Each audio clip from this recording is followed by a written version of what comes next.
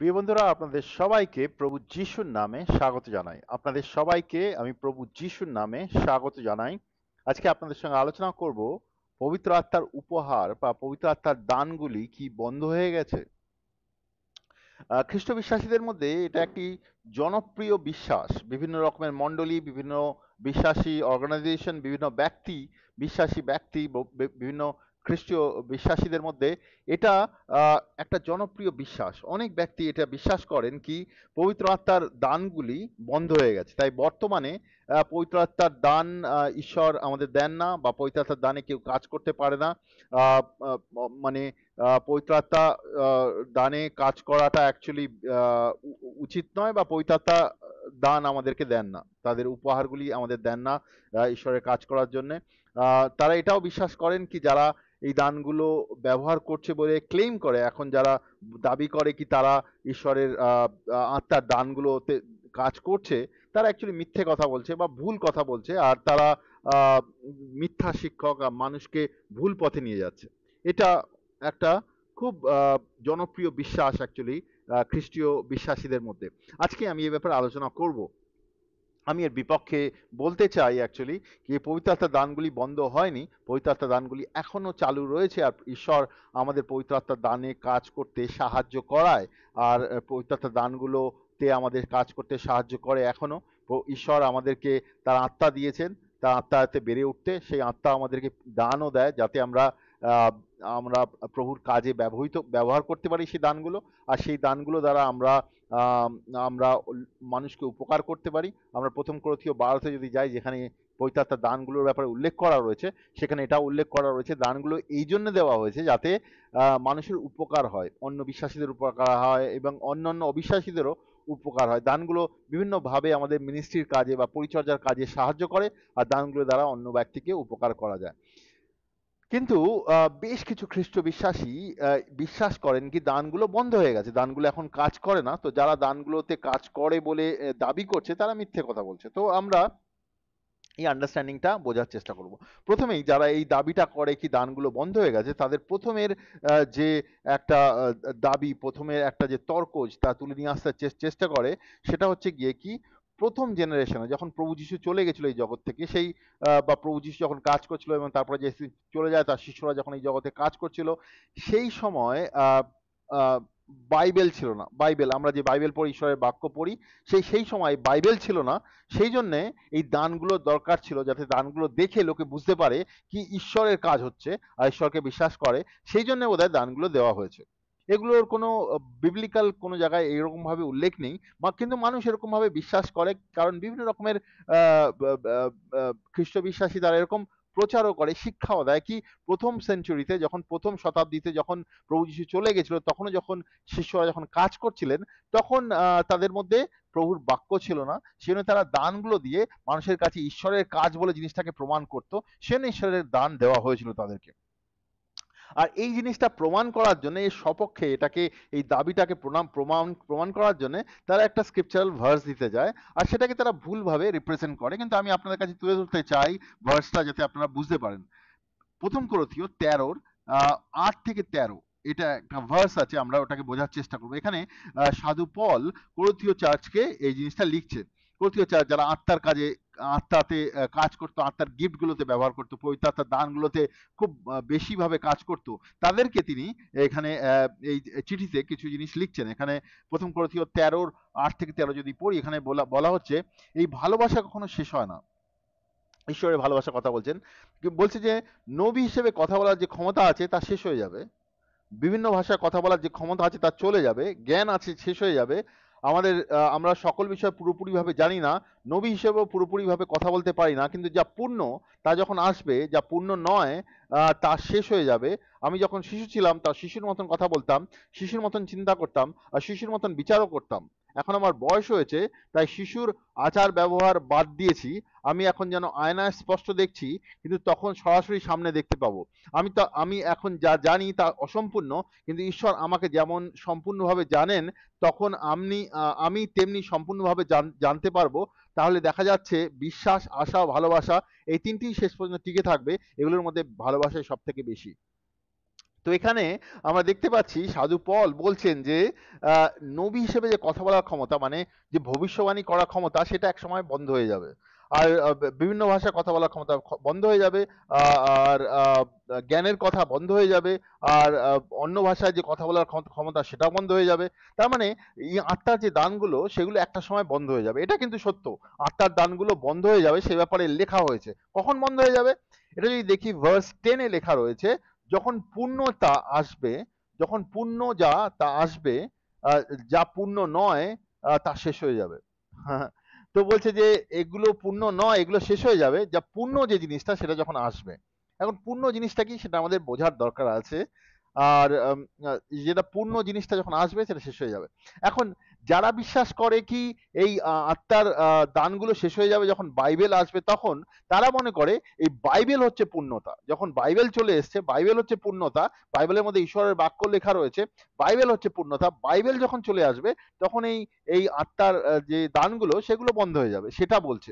কিন্তু আমরা বাইবেলে কোথাও দেখি না কি বাইবেলকে পূর্ণ বলে উল্লেখ করা রয়েছে, এটা কোথাও লেখা নেই। এটা মানুষের তৈরি একটা আন্ডারস্ট্যান্ডিং। কিন্তু বাইবেল যেখানে সাধু পল যে পূর্ণতার কথা বলছে, সেটাতে আমি আসবো। আমরা যদি 10-এর পরে 11, 12, 13 পড়ি, আমাদের সেই আন্ডারস্ট্যান্ডিংটা আরো ক্লিয়ার হবে। কিন্তু এই শব্দ পূর্ণতাটার উপরে আমি আরেকটু আন্ডারস্ট্যান্ডিং আপনাদের কাছে নিয়ে আসতে চাই। এই পূর্ণতাটা শব্দ, ইংলিশে এটাকে পারফেকশন বলে। এই শব্দটাকে আমরা দেখতে পাই বিভিন্ন জায়গাতে নতুন নিয়মে উল্লেখ করা রয়েছে। এটা একটা বিশ্বাসীদের আত্মিক অবস্থাকে বোঝানোর জন্য উল্লেখ করা রয়েছে, কোনো বাইবেল বা কোনো কিছু স্ক্রিপচারকে বোঝানোর জন্য উল্লেখ করা নেই। যেমন এক্সাম্পল যদি দেখি, প্রথম করন্থীয় উল্লেখ করা রয়েছে। তো আমি আমি আমি আপনাদের সেই জায়গায় আসছি, তার আগে আপনাকে একটা ভার্সে নিয়ে যাব সেটাকে বোঝানোর জন্য। প্রথম করন্থীয় 1-7 যদি যাই, এই প্রথম করন্থীয়তেই 1-7, যেখানে সাধু পল করন্থীয় মণ্ডলীকে এই লেটারটা লিখছেন, সেখানে তিনি 1-7 লিখছেন, সেই জন্যেই যখন তোমরা আমাদের প্রভু যীশু খ্রিস্টের প্রকাশিত হওয়ার জন্য আগ্রহের সঙ্গে অপেক্ষা করে আছো, ঈশ্বরের দেওয়া কোনো দানের অভাব তোমাদের হচ্ছে না। প্রথম করন্থীয় 1-7 সাধু পল করন্থীয় চার্চকে বলছে, তারা আত্মার দানে কাজ করতো, তাদেরকে বলছে তোমরা যে এই দানগুলোতে কাজ করছো এগুলোর যেন কোনো কম না হয়। এই দান যেন তোমাদের জীবনে কম না হয়, তোমাদের মিনিস্ট্রি যেন কম না হয়, যতদিন না তোমরা প্রভু যিশুর দ্বিতীয় আগমন পর্যন্ত ওয়েট করছো, আগ্রহের সঙ্গে অপেক্ষা করছো। তার মানে সে বলতে চাইছে সে বিশ্বাসীদের, করন্থীয় চার্চের বিশ্বাসীদের, যতদিন না পর্যন্ত প্রভু যিশুর দ্বিতীয় আগমন হয় ততদিন তোমরা কন্টিনিউ করো, দানে কন্টিনিউ করো। ঈশ্বরের দান যেগুলো তুমি পেয়েছো এগুলো তোমরা কন্টিনিউ করো, এর অভাব যেন তোমার জীবনে না হয়। খুব ইন্টারেস্টিং জিনিস। তার মানে সাধু পল এটা বলতে চাইছে, যতদিন না পর্যন্ত প্রভু যিশু ফিরে আসছে ততদিন পর্যন্ত এই দানগুলো তোমরা ব্যবহার করে যাবে। তো এখানে কিন্তু এটা বলছে না উনি কি একটা সময় বাইবেল আসবে তখন তুমি দানগুলো ব্যবহার করা বন্ধ করে দেবে, এটা বলছে না। বলছে যে প্রভু যিশু দ্বিতীয় আগমন পর্যন্ত দানে তোমরা যেন কাজ করো। তো এটা খুব ক্লিয়ার অ্যাকচুয়ালি। ঈশ্বরের বাক্য এটা বলছে কি আমাদের দানগুলো, আত্মার দানগুলো আমাদের সঙ্গে থাকবে যতক্ষণ না পর্যন্ত প্রভু যিশু খ্রিস্টের দ্বিতীয় আগমন হয়। এবার আমরা সেই শব্দটাতে আসছি, যেখানে পারফেক্ট বা পূর্ণতার একটা শব্দকে উল্লেখ করা রয়েছে। সেটা কেন উল্লেখ করা রয়েছে? বিভিন্ন জায়গায় এই শব্দটা উল্লেখ করা হয়েছে। পূর্ণতা আসবে যখন, তখন যেগুলো পূর্ণ নয় সেগুলো চলে যাবে। তো পূর্ণতাটা কি? আমরা যদি কিছু ভার্স দেখি, আমরা যোহনের 17-23, ম্যাথুর 5-এর, মথির 5-48, এফিসিওর 4-13, কলসিওর 1-28, এই ভার্সগুলো আমরা দেখবো। পূর্ণতার ব্যাপারে দেখব, পূর্ণতার ব্যাপারে যেটা আমি বলেছিলাম যে পূর্ণতা বিশ্বাসীদের একটা আত্মিক অবস্থাকে বোঝাচ্ছে। তো আমরা যদি যোহনের 13-23 দেখি, এখানে বলছে আমি তো তাদের সঙ্গে যুক্ত, তুমি আমার সঙ্গে যুক্ত, আর এইভাবে যেন তারা পূর্ণ হয়ে এক হতে পারে, তাতে জগতের লোক জানতে পারবে যে তুমি আমাকে পাঠিয়েছো, আর আমাকে যেমন তুমি ভালোবাসো তেমনি এদেরকেও ভালোবাসো। এখানে পূর্ণতা মানে আমরা ঈশ্বরের সঙ্গে যুক্ত হয়ে রয়েছি সেটাকে বোঝাচ্ছে। বলছে যে একজন বিশ্বাসীর ভেতরে প্রভু যিশু রয়েছে, আর প্রভু যিশুর মধ্যে সে বিশ্বাসী রয়েছে, আর তাতেই সেই জগৎ বুঝতে পারবে কি প্রভু যিশুকে ঈশ্বর পাঠিয়েছে। আর এইভাবেই পূর্ণতা আসবে, মানে একটা একটা আত্মিক অবস্থাকে বোঝাচ্ছে। পূর্ণতা কিন্তু কোনো বাইবেল বা কোনো কিছুকে বোঝাচ্ছে না। পূর্ণতা মানে আত্মিক অবস্থাকে বোঝাচ্ছে। যোহনের 13-23 দেখলাম। এরপর যদি মথির 5-48 যাই, এখানেও বলছে যে এই জন্য বলি তোমার স্বর্গস্থ পিতা যেমন খাঁটি তোমরাও সেরকম খাঁটি হও। এটা যদি আপনি ইংলিশ বাইবেলে দেখেন, যে সেখানেও এইখানে পূর্ণ শব্দটা ব্যবহার করা হয়েছে, কি তোমার স্বর্গস্থ পিতা যেমন পূর্ণ তেমন তুমি পূর্ণ হও। তো পূর্ণতা একটা আত্মিক অবস্থাকে বোঝাচ্ছে, পূর্ণতা কিন্তু কোনো বাইবেলকে বোঝাচ্ছে না। আবার এফিসীয় 4:13 যদি যাই, এখানে বলছে এর উদ্দেশ্য হলো আমরা যেন সবাই ঈশ্বরের পুত্রের উপর বিশ্বাস করে তাকে ভালো করে জানতে পেরে এক হই, আর ঈশ্বর যেমন সমস্ত গুণে পূর্ণ, আমরাও যেমন সমস্ত গুণে পূর্ণ হয়ে উঠি। আমরা তখন আমরা আর শিশুর মতন থাকবো না। এখানেও যে পূর্ণতার কথা বলছে, এখানে পূর্ণতার কথাটা আহ, একটা তার আত্মিক অবস্থাকে বোঝাচ্ছে। তো পূর্ণতাটা আত্মিক অবস্থা। কলসীয় 1:28 যদি যাই, কলসীয় 1:28 এখানে কি বলছে? এখানে খ্রিস্টের বিষয়ে আমরা প্রচার করি, অর্থাৎ ঈশ্বরের দেওয়া অসীম জ্ঞানের সঙ্গে আমরা প্রত্যেক লোককে সতর্ক করে শিক্ষা দিই, যেন প্রত্যেকেই আমরা খ্রিস্টের মধ্যে দিয়ে পূর্ণ করে তুলতে পারি। দেখুন, বিশ্বাসীদের পূর্ণ করে তোলার কথা হচ্ছে। পূর্ণ করে তোলা মানে একটা আত্মিক অবস্থা। তো এই যে আমরা যদি ফিরে আসি প্রথম করন্থীয় 13:10, সেখানে যে বলছে যে পূর্ণতা যখন আসবে তখন যা পূর্ণ নয় তা চলে যাবে, যে পূর্ণতাটা কিন্তু কোনো বাইবেলকে বোঝাচ্ছে না। অনেক ব্যক্তি যারা ইংলিশে বলে সেসেশনিস্ট, মানে যারা আত্মার দানগুলোকে, পবিত্র আত্মার দানগুলোকে বিশ্বাস করে না, তারা মনে করে কি প্রথম করন্থীয় 13:10 যে পূর্ণতার কথা উল্লেখ করা হয়েছে সেটা বাইবেলের কথা বলা হয়েছে। যখন বাইবেল আমরা পেয়ে গেছি তখন আত্মার দানগুলো দরকার নেই, কারণ ঈশ্বরের বাক্য রয়েছে, আমরা বাক্য পড়বো। দেখুন, ঈশ্বরের বাক্য কিন্তু প্রথম শতকেও ছিল, ঈশ্বরের বাক্য তখনও ছিল। হয়তো এই ফর্মে ছিল না, কিন্তু ঈশ্বরের বাক্য তখনও ছিল। লোকে পুরনো নিয়মে ঈশ্বরের বাক্য জানতো, ঈশ্বরের প্রভু যিশুর সঙ্গে কথা বলেছিল, ঈশ্বরের বাক্য তাদের হৃদয় ছিল। ঈশ্বরের বাক্য কিন্তু প্রভুর দানের, ঈশ্বরের দানের পরিপূরক নয়। ঈশ্বরের দান আলাদা, ঈশ্বরের বাক্য আলাদা। ঈশ্বরের বাক্য কাজ করে, ঈশ্বরের দানও কাজ করে। তো একটাকে আমরা ছোট করে আরেকটাকে বড় করে আমরা দেখতে পারি না, দুটোরই দরকার রয়েছে। ঈশ্বর আমাদের ঈশ্বরের বাক্য দিয়েছে, ঈশ্বরের দানগুলো ঈশ্বর আমাদের দিয়েছে যাতে আমরা তাতে ব্যবহার করতে পারি। তো পূর্ণতাটা কখনোই ঈশ্বরের বাক্য নয়, পূর্ণতাটা হচ্ছে আত্মিক অবস্থাকে বোঝাচ্ছে। পূর্ণতাটা বিভিন্ন জায়গায় আত্মিক অবস্থাটাকে বোঝাচ্ছে। আবার আমরা যদি ওই চ্যাপ্টারেরই আমি 10 পর্যন্ত পড়েছিলাম, প্রথম করন্থীয় 13:10, আমি যদি তার আগে পড়ি 10, 11, 12 পড়ি, তাহলে আমরা ওই আন্ডারস্ট্যান্ডিংটা আরো স্পষ্টভাবে দেখতে পারি ওখানে কি বলতে চাইছে। পূর্ণতার পরে যদি আমরা পড়ি, তখন তারপরে বলছে আমরা যখন শিশু ছিলাম তখন শিশুর মতন কথা বলতাম, শিশুর মতন চিন্তা করতাম, শিশুর মতন বিচার করতাম। আর এখন আমাদের বয়স হয়েছে, তাই শিশুর আচার আচরণ বাদ দিয়েছি। এখন আমরা আয়নায় স্পষ্ট দেখছি, কিন্তু তখন আমরা অস্পষ্ট দেখছি, কিন্তু তখন আমরা সামনাসামনি দেখতে পাবো। এটা খুব ইন্টারেস্টিং জিনিস। বলছে যে আয়নায় অস্পষ্ট দেখছি, তখন আমরা সামনাসামনি দেখতে পাবো। কাকে দেখতে পাবো? আহ, আমি এখন যা জানি তা অসম্পূর্ণ, কিন্তু ঈশ্বর আমাকে একটা যেমন সম্পূর্ণভাবে জানেন, তখন আমি তেমনি সম্পূর্ণভাবে জানতে পারবো। তাহলে দেখা যাচ্ছে যে বিশ্বাস, ভালোবাসা, বিশ্বাস, আশা, ভালোবাসা, তিনটি সেরকম টিকে থাকে। তো এখানে বাক্যতে কি বলছে? বাক্যতে বলছে কি, আমরা এখন সম্পূর্ণ জানি না, আমরা সম্পূর্ণভাবে ঈশ্বরকে দেখতে পাচ্ছি না, অস্পষ্ট জিনিসগুলো, কিন্তু একটা সময় আমরা তার পাশে সামনাসামনি দাঁড়াবো। কখন? কখন দাঁড়াবো? যখন প্রভু যিশুর দ্বিতীয় আগমন হবে, যখন ঈশ্বরের সঙ্গে মিলিত হবো, তখন আমরা তাকে সামনাসামনি দেখবো। তো তখনকার কথা বলছে, যখন আমরা প্রভু যিশুর দ্বিতীয় আগমন হবে, তখন আর দানগুলোর দরকার পড়বে না। অ্যাকচুয়ালি আমরা যদি রাইট কনটেক্সটে পড়ি, প্রথম করন্থীয় 13:8 থেকে 8 থেকে 13, আমরা যদি রাইট কনটেক্সটে পড়ি, তাহলে আমি বুঝতে পারবো এখানে বলছে যে আত্মার দানগুলো বন্ধ হয়ে যাবে, কিন্তু এখন নয়। তখন বন্ধ হয়ে যাবে যখন আমরা ঈশ্বরের সামনে সামনি দাঁড়াবো, তখন ঈশ্বরের দানগুলি বন্ধ হয়ে যাবে, তখন আর ঈশ্বরের দানের দরকার নেই, কারণ ঈশ্বরের সঙ্গে আমরা মিলিত হব। তো সেই স্টেজের কথা বলছে, যখন আমরা প্রভু যিশুর দ্বিতীয় আগমনে তার সঙ্গে যুক্ত হব, তারপরে আর দানের দরকার নেই। তো দান এখন দরকার আছে, দান এখন কিন্তু বন্ধ হয়নি। আবার এই পূর্ণতাটা শব্দটা, যেটা যে পারফেকশন ইংলিশে বলে, এটা আরো গভীরে যদি আমরা বোঝার চেষ্টা করি, এই এই আন্ডারস্ট্যান্ডিংটা আমাদের প্রভু যিশুর দ্বিতীয় আগমনকে বোঝায়।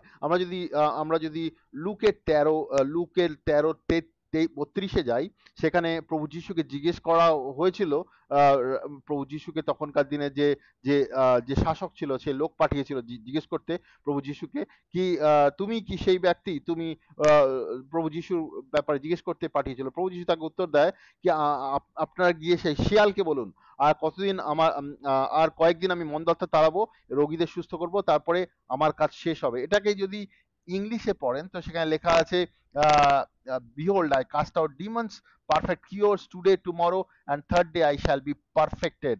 তৃতীয় দিন আমি পূর্ণতা প্রাপ্ত হব। এটা ইংলিশ বাইবেলে লেখা আছে, বাংলা বাইবেলের ট্রান্সলেশন ওই জিনিসগুলোকে তুলে ধরা হয়নি। তো এখানে পূর্ণতা প্রাপ্তের কথা বলা হচ্ছে। এটা একটা ফ্রেজ অ্যাকচুয়ালি, এই যে কথাটা আজকে আজকে সুস্থ করছি, কালকে সুস্থ করছি, তৃতীয় দিন আমি পারফেক্টেড হব, এটা একটা ফ্রেজ। ফ্রেজ মানে তার তার একটা ফ্রেজ ব্যবহার করা হয়েছে। এটা মানে বোঝাতে চেয়েছে আমি ঈশ্বরের দেওয়া কাজগুলো করতে থাকবো, আর একদিন আমি পারফেক্টেড হব, মানে সেই যে কাজের জন্য আমাকে পাঠিয়েছে সেই কাজগুলো আমি সম্পূর্ণ করব। তো পারফেকশন যেটা, সেটা একটা একটা স্টেজের ব্যাপারে বলছে, একটা একটা একটা সময়, একটা স্টেজের ব্যাপারে বলছে। তারপরে যদি আমরা হিব্রিয়র 5:9 যাই, এখানে লেখা আছে, এইভাবে তিনি যখন পূর্ণতা পেলেন, তখন তার বাধ্য সকলের জন্য তিনি অনন্ত উদ্ধারের পথ হলেন। তো পূর্ণতা পাওয়ার কথা মানে কি, তিনি যখন সম্পূর্ণভাবে মানে ক্রুশে তার মৃত্যু হলো, তারপরে তিনি কবরে গেলেন, তারপরে তিনি সেখান থেকে বেঁচে উঠলেন, সেই সময়টার কথা বলছে কি, আমাদের উদ্ধারের রাস্তা খুলে দিলেন। তো পূর্ণতার পাওয়াটা সবসময় একটা স্টেজ, একটা সময়ের কথা বলছে। তো আমরা যদি দেখি এখানে প্রথম করন্থীয় 13:13-তে, এখানে পূর্ণতা পাওয়া মানে প্রভু যিশুর দ্বিতীয় আগমনের কথা বলছে। তো অবশ্যই আত্মার দানগুলো শেষ হয়ে যাবে, আমিও বিশ্বাস করি আত্মার দানগুলো শেষ হয়ে যাবে একদিন। কবে? সেটা তখন হবে যখন, এখন হবে না, তখন হবে যখন প্রভু যিশুর দ্বিতীয় আগমন হবে, তারপরে আত্মার দানগুলো দরকার হবে না। এটা হচ্ছে ফার্স্ট আর্গুমেন্টের আন্ডারস্ট্যান্ডিং। দ্বিতীয় আর্গুমেন্ট বা দ্বিতীয় যুক্তি অনেক সময় লোকেরা এরকম ভাবে দেয় কি, দেখুন, এই আত্মার যে দানগুলো লোকে বলে, এই আত্মার দানগুলোতে আমরা বাইবেলে দেখছি প্রভু যিশুর শিষ্যরা কাজ করতো, প্রভু যিশুর যে অ্যাপোস্টল ছিল 12 জন, তারাই কাজ করতো, আর তার বাইরে অন্য লোকেরা কাজ করতে পারে না, সবাইকে এই দানগুলো দেওয়া হয়নি। এরকম একটা আন্ডারস্ট্যান্ডিং খ্রিস্টীয় বিশ্বাসীদের মধ্যে প্রচলিত রয়েছে। তো এটাও একটা খুব বড় ভুল আন্ডারস্ট্যান্ডিং, আমি বলবো তো এটা ভুল শিক্ষা। কি শুধু প্রভু যীশু খ্রিস্টের 12 জন শিষ্যই মানে প্রভুর দানে কাজ করতো, এটা একটা খুবই বড় ভুল শিক্ষা। কারণ আমরা বাইবেলে দেখতে পাই কি, প্রভুর কাজগুলো প্রভুর শিষ্যরা করতে পারে, প্রভুর শিষ্যরা প্রভুর কাজগুলো করতে পারে। আমরা যদি আমরা যদি হিব্রিয়র 2-এ যাই, 2-3-4 যাই, সেখানে লেখা আছে, পাপ থেকে উদ্ধারের জন্য ঈশ্বর এই যে মহান ব্যবস্থা করেছেন, তা যদি আমরা অবহেলা করি তবে কি করে আমরা রেহাই পাবো? পাপ থেকে উদ্ধার পাওয়ার কথা প্রথমে প্রভু যিশুই বলেছিলেন, এবং যারা তা শুনেছিলেন তা আমাদের কাছ থেকে উদ্ধারের সত্যতা প্রমাণ করে দেখিয়েছিলেন। সেই সঙ্গে ঈশ্বরও অনেক চিহ্ন ও আশ্চর্য শক্তির কাজ দ্বারা তার নিজের ইচ্ছা অনুসারে পবিত্র আত্মার দেওয়া দান দ্বারা সেই বিষয়ে সাক্ষ্য দিয়েছেন। তো বলছে যে ঈশ্বরের যে কাজগুলো, তার সঙ্গে সঙ্গে ঈশ্বরের চিহ্ন, আশ্চর্য কাজগুলো চিহ্ন হিসেবে কাজ করে। আর সেটা শুধু প্রভু যিশু যখন ছিল তখন নয়, এখনকার দিনেও কাজ করে। এখনকার দিনেও যখন বিশ্বাসীরা বিশ্বাসে গিয়ে সুসমাচার প্রচার করে, প্রভুর কাজগুলো করে, তাদের সঙ্গে সঙ্গে দানগুলো চিহ্ন হিসেবে কাজ করে। চিহ্ন হিসেবে এই কি, এরা ঈশ্বরের লোক, তাদের চিহ্ন হিসেবে তাদের জীবনে তাদের দ্বারা কাজ করে। আমরা যদি এটা বলি কি, প্রভু যিশুর অনলি 12 জন শিষ্য যারা ছিল, তারাই চমৎকারের কাজগুলো করতো, মিরাকেলের কাজগুলো করতো, প্রভুর দানে কাজগুলো করতো, এটা সব থেকে অনেক ভুল শিক্ষা। কারণ আমরা বাইবেলেও দেখতে পাই, ও 12 জনের বাইরেও সমস্ত বিশ্বাসীরা তারা প্রভুর দানে কাজ করতো, প্রভুর দানগুলো ব্যবহার করতো। যেমন লুকার সুসমাচার তার 10-এ আমরা দেখতে পাই কি, প্রভু যিশু 70 জন বিশ্বাসীকে পাঠায় তার কাজের জন্য। সে 70 জনও 10-17-তে আমরা দেখতে পাই তারা মন্দ আত্মার উপরে তাদের অধিকার সামর্থ্য ছিল, তারাও অনেক মিরাকেল করে এসেছিল। তো তাদের মধ্যেও তারা এতে কাজ করতো, শুধু 12 জন নয়, এই 70 জনও কাজ করতো। এছাড়াও আমরা যদি মার্কের সুসমাচারে যাই, মার্কের সুসমাচার তার 9-38-40 যদি যাই, সেখানে আমরা দেখতে পাই কিছু বিশ্বাসী যারা প্রভু যিশুর সঙ্গে ছিলেন না, তারা হয়তো প্রভু যিশুর সঙ্গে দেখেছিলেন কেমন ভাবে প্রভু যিশু কাজ করে, তা দেখে তারা আলাদাভাবে তার নিজেরাই মিনিস্ট্রি করছিল। আর তারা এই খবর যখন প্রভু যিশুর শিষ্যরা, যারা প্রভু যিশুর সঙ্গে চলছিল, তারা দেখতে পায়, তারা দেখতে পেয়ে জিনিসটাকে ভালোভাবে নেন না। তারা এসে প্রভু যিশুর কাছে একরকম নালিশ করেন বা কমপ্লেন করেন। তারা বলেন, প্রভু, ওখানে কিছু লোক আছে, তারা তোমার নামে এরকম কাজ করে যাচ্ছে। তো প্রভু যিশু বলেন কি, তাদেরকে আটকিও না, যারা আমাদের বিপক্ষে নয় তারা আমাদের পক্ষে। মার্কের সুসমাচার তার 9-38-40 লেখা আছে, অনেক লোক ছিল তখনকার দিনে প্রভু যিশুকে বিশ্বাস করত, শুধু বিশ্বাসই করেনি, প্রভু যিশুর কাজগুলো তারা করতে শুরু করেছিল। তো তারাও প্রভু যিশুর চমৎকার কাজগুলো করছিল, সুসমাচারের কাজের সঙ্গে সঙ্গে প্রভু যিশুর চমৎকারের কাজগুলো করছিল। এছাড়াও আমরা দেখতে পাই প্রেরিতের 6:8 আমরা দেখতে পাই কি স্তিফান যে ছিল সে কিন্তু কোনো অ্যাপোস্টল ছিল না, সেও কিন্তু তার ঈশ্বরের সামর্থ্যে সে আশ্চর্য কাজ করছিল। প্রেরিতের 6:8 লেখা আছে স্তিফান সেও আশ্চর্য কাজ করছিল, সে কিন্তু কোনো অ্যাপোস্টল ছিল না, কোনো প্রফেট ছিল না, সেও কিন্তু ঈশ্বরের চমৎকার কাজগুলো করছিল তার বিশ্বাসের দ্বারা। এছাড়াও প্রেরিতের 8:6 যদি যাই সেখানে দেখতে পাই আহ, প্যারিসে 8:6 দেখতে পাই যে ফিলিপ বলে একজন ব্যক্তি ছিল, সেও মিরাকেল কাজ করতে শুরু করে, সেও মিরাকেল কাজ করছিল, সেও মিরাকেল কাজ করছিল। সামারিয়া বলে একটা জায়গায় গেছিল, সেখানেও সে মিরাকেল কাজ করছিল। সেও কিন্তু অ্যাপোস্টল ছিল না, সে একজন এভাঞ্জেলিস্ট ছিল, সেও এই কাজগুলো করছিল। তো আমরা এটা ক্লিয়ারলি দেখতে পাই কি আহ, যে প্রভু যিশুর শিষ্যরা ছিল তার মধ্যে শুধু 12 জনই যে চমৎকার কাজগুলো করেছে এটা নয়, সমস্ত বিশ্বাসীরা তারা করতো। শুধু তাই নয়, আমরা এখনকার সময়ও দেখতে পাই, আমরাও যখন মেসিতে যাই আমরা দেখতে পাই প্রভু যিশু চমৎকার কাজ করে, যারা বিশ্বাস করে, আর বিশ্বাস করে আমরা যখন তার কাজগুলো করি তার মধ্যে থেকে ঈশ্বর চমৎকার কাজ করে, তার দানগুলো আমরা ব্যবহার করতে পারি, অনেক লোক উদ্ধার পায়, অনেক লোক পাপের বন্ধন থেকে বেরিয়ে আসে। ঈশ্বর সামর্থ্য দেয়, ঈশ্বর সাহায্য করেন সেই বন্ধন থেকে বেরিয়ে আসতে তার কাজে ব্যবহৃত হওয়ার জন্য। তো এই দানগুলো এখনো রয়েছে, আর ঈশ্বর এখনো সেই দানগুলো ব্যবহার করে যাতে সে অনেক লোকের জীবনকে বদলাতে পারে, অনেক লোকের কাছে সুসমাচারকে নিয়ে যেতে পারে, অনেক লোককে অসুস্থতা থেকে সুস্থ করতে পারে, অনেক লোককে পাপের বন্ধন থেকে বের করে নিয়ে আসতে পারে। এটা শুধু প্রথম সেঞ্চুরিতে, প্রথম শতাব্দীতে কিছু বিশ্বাসী যারা প্রভু যিশুর সঙ্গে চলেছিল তারাই নয়, এখনকার সময়ও। কারণ আমরা একই ঈশ্বরের আরাধনা করি, একই পবিত্র আত্মা আমাদের মধ্যে রয়েছে, আর ঈশ্বর সেই সামর্থ্যে সেই সামর্থ্যে ঈশ্বর আমাদের সঙ্গেও কাজ করে আর আমাদেরকেও সাহায্য করে। তো আমরা এই কনক্লুশনে আসতে পারি কি এই যে আত্মার দানগুলো বন্ধ হয়ে গেছে এটা সম্পূর্ণ ভুল বিশ্বাস। কারণ আমরা আমরা আমরা বাইবেল থেকে দেখতে পাই কি এরকম কোনো কিছু উল্লেখ নেই, আর এখনকার দিনেও যারা বিশ্বাসে কাজ করে তাদের দ্বারাও ঈশ্বরের দানগুলো, পবিত্র দানগুলো তাদের জীবনেও দেখা যায়। এবার আমি কিছু ভার্স দেখতে চাই বাইবেল থেকে, যোহনের 14:12। এখানে প্রভু যিশু বলছেন, আমি তোমাদেরকে সত্য বলছি, যদি কেউ আমার উপরে বিশ্বাস করে তবে আমি যেসব কাজ করছি সে তাও করবে, আর আমার পিতার কাছে যাচ্ছি বলে এই সবের চেয়েও আরো অনেক বড় কাজ করবে। সে বলছে যে প্রভু যিশু বলছে আমি চলে যাওয়ার পরে যারা আমাকে বিশ্বাস করবে তারা আমার থেকেও বড় কাজ করবে। তো প্রভু যিশুর থেকে বড় কাজ কেমন করে করব আমরা যদি আমাদের ঈশ্বরের দান না থাকে? ঈশ্বরের দান সব বিশ্বাসীদের মধ্যে থাকবে, এবং ঈশ্বর প্রভু যিশু যেমন ভাবে কাজ করেছিল ঈশ্বরের দানের কাজগুলো সেগুলো আমরাও করতে পারবো। সেই জন্যই প্রভু যিশু এই কথা বলেছিল যোহনের 14:12 কি আমরাও প্রভু যিশুকে বিশ্বাস করে তার থেকেও বড় কাজ আমরা করতে পারবো। প্রথম করথীয় 14:39 দেখতে পাই এখানে সাধু পল বলছেন, নবী হিসেবে কথা বলার যারা বিভিন্ন ভাষায় কথা বলে তাদেরকে বাধা দিও না। হ্যাঁ, বিভিন্ন ভাষায় কথা বলাও একটা ঈশ্বরের দান, আত্মার দান। তো বলছি যে আত্মার দানে যারা কাজ করছে তাদেরকে বাধা দিও না, তাদেরকে আত্মার দানে কাজ করতে দাও। তো আহ, উনি যদি বুঝতেন যে আত্মার দানগুলো বন্ধ হয়ে যাবে তাহলে উনি বলতেন যে আত্মার দানগুলো একটা সময় বন্ধ হয়ে যাবে না, উনি বলছেন যে কাউকে বাধা দিও না যে আত্মার দানে কাজ করছেন। এরপরে যদি আমরা মার্কের 16:17 যাই, যেখানে প্রভু যিশু বিশ্বাসীদের চিহ্ন হিসেবে কিছু উল্লেখ করেছেন, সেখানে বলছেন যে এই চিহ্নগুলো তাদের মধ্যে দেখা যাবে, তারা মন্দাত্মা ছাড়াবে, তারা নতুন ভাষায় কথা বলবে। ওখানে ঈশ্বরের দানের কথা বলা হয়েছে কেন? ঈশ্বরের দানের কথা কেন বলা হয়েছে?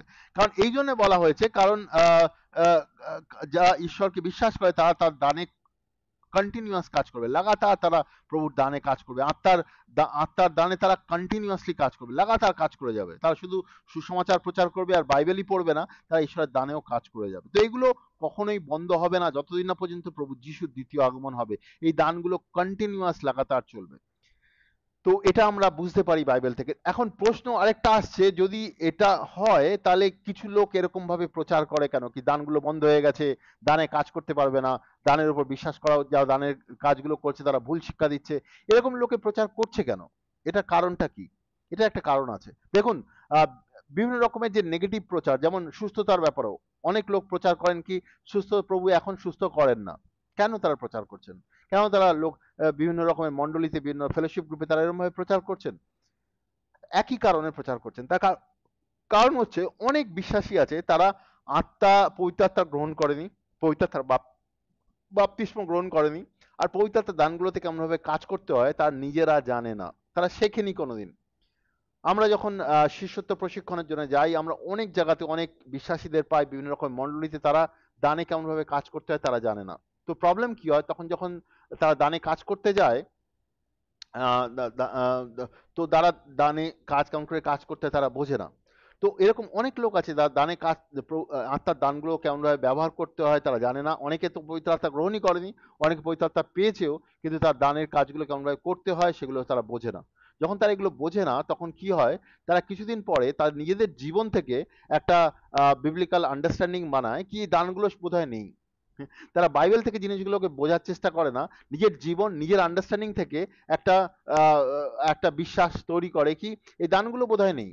তো এরকম বেশ কিছু লোক একত্রিত হয়ে এরকম শিক্ষা তৈরি করে কি দানগুলো বোধহয় এখন কাজ করে না, অন্য ভাষায় কথা বলতে পারবে না, প্রভুর দানে সুস্থ করতে পারবে না, প্রভুর দানগুলো এখন নেই। এই যে বিভিন্ন দানগুলো উল্লেখ করা হয়েছে প্রথম করন্থীয় 12-তে, ওগুলো সব বন্ধ হয়ে গেছে, এই দানগুলো কিছুই নেই, এগুলো তুমি ব্যবহার করতে পারবে না। এগুলো তারা তৈরি করে কারণ ওদের নিজেদের জীবন নিজেদের লাইফস্টাইল থেকে ওরকম কিছু ডক্ট্রিন বা শিক্ষা তারা তৈরি করে আর অন্যের ওপরে তুলে ধরতে চায় কি এটাই তুমি বিশ্বাস করো। আর যারা দানে কাজ করছে তাদের কাছ থেকে আমি শিখতে চাইবো না, কারণ তাদের ভিতরে অহংকার কাজ করে, তারা ওই দান শিখতে চায় না ওগুলো, আর তারা নিজেদের শিক্ষা, নিজেদের ভুল শিক্ষা অন্যের উপরে চাপিয়ে দিতে চায়। কিন্তু আমরা যদি বাইবেলকে ঠিক করে পড়ি আমরা দেখতে পাবো দানের কাজগুলো কখনোই বন্ধ হয়নি, তার দানের কাজগুলো কন্টিনিউয়াসলি চলছিল মানুষের মধ্যে, আর এখনো চলে। এখনো আমরা নিজেরা যখন মিনিস্ট্রি কাজে বেরিয়েছি, পরিচর্যার কাজে করি, আমরা লাগাতার দানের কাজগুলো দিই, পবিত্র আত্মার দানের কাজগুলো লোকের মধ্যে কাজ করে। তো আমাদের এগুলো বুঝতে হবে আর বাইবেল থেকে জিনিসগুলো সত্যগুলো তুলে ধরতে হবে। যারা এগুলো অপোজ করে, যারা বিপক্ষে কথা বলে, তাদেরকে আমরা যদি বোঝাতে পারি, তারা যদি সত্যতে আসতে পারে, তারা নিজেরা ব্যবহৃত হতে পারে। তারা এক রকমের পবিত্র আত্মার কাজগুলোকে আটকানোর কাজ করছে, পবিত্র আত্মাকে নিভিয়ে ফেলার কাজ করছে। তো আমরা যেন তাদেরকে বোঝাতে পারি, তাদেরকে সত্যগুলো বুঝিয়ে তাদেরকে প্রভুর আন্ডারস্ট্যান্ডিং নিয়ে আসতে পারি। আর আমরা নিজেরা যেন দানের কাজগুলো করতে বন্ধ না করি। আমরা যেন লাগাতার, যেমন সাধু পল বলেছেন প্রথম করন্থীয় 1:7, আমরা যেন দানের কাজগুলো কন্টিনিউয়াসলি লাগাতার আমাদের জীবনে করি। আমরা মিনিস্ট্রির সঙ্গে সঙ্গে, পরিচর্যার সঙ্গে সঙ্গে পবিত্র আত্মার দানের কাজগুলো যেন কন্টিনিউয়াসলি করি, যাতে অন্য বিশ্বাসীরা মানে সুবিধা পায়, অন্য বিশ্বাসীদের জীবনে আশীর্বাদ আসে, বা অবিশ্বাসীদের জীবনে যারা আমাদের সঙ্গে যুক্ত হচ্ছে, যাদের সঙ্গে আমরা পরিচর্যার কাজ করছি, তারা যেন তার সামর্থ্য পায়, তারা যেন উপকার পায় তার থেকে। আর ঈশ্বরের নামের যেন মহিমা হয়। ঈশ্বরের দানগুলো যখন আমরা ব্যবহার করি আমাদের ব্যক্তিগত মহিমা নয়, ঈশ্বরের মহিমা হয়। আমাদের সবসময় বুঝতে হবে। আর আমরা যারা এই দানগুলোতে কেমনভাবে কাজ করতে হয় এগুলো জানি, এগুলো যেন আমরা অন্যকে শেখাই, অন্য বিশ্বাসীদের শেখাই, আমাদের মণ্ডলীতে, মণ্ডলীর বাইরে যারা বিশ্বাসী রয়েছে তাদের যেন আমরা শেখাতে পারি আর তারা যেন বেড়ে উঠতে পারে। তো আপনি শেখার চেষ্টা করুন। আপনি যদি এই দানের কাজগুলোর ব্যাপারে আরো বেশি জানতে চান তো আমাদের সঙ্গে ব্যক্তিগতভাবে যুক্ত হতে পারেন, নিচে কমেন্ট বক্সে লিখে জানাতে পারেন, বা আমাদের সঙ্গে ব্যক্তিগতভাবে যুক্ত হতে পারেন। আমরা বিভিন্নভাবে ডিসাইপলশিপ ট্রেনিং বা শিষ্যত্ব প্রশিক্ষণের শিক্ষা দিয়ে থাকি। আপনাদের মণ্ডলী বা আপনি ব্যক্তিগতভাবে যদি এই শিক্ষা চান আমাদের সঙ্গে যুক্ত হতে পারেন। আমরা আপনাদেরকে সাহায্য করার চেষ্টা করব। আমি বিশ্বাস করি ঈশ্বর আপনাকে সাহায্য করবেন বিশ্বাসে বেড়ে উঠতে, তার সামর্থ্যে, তার বিশ্বাসে চলতে।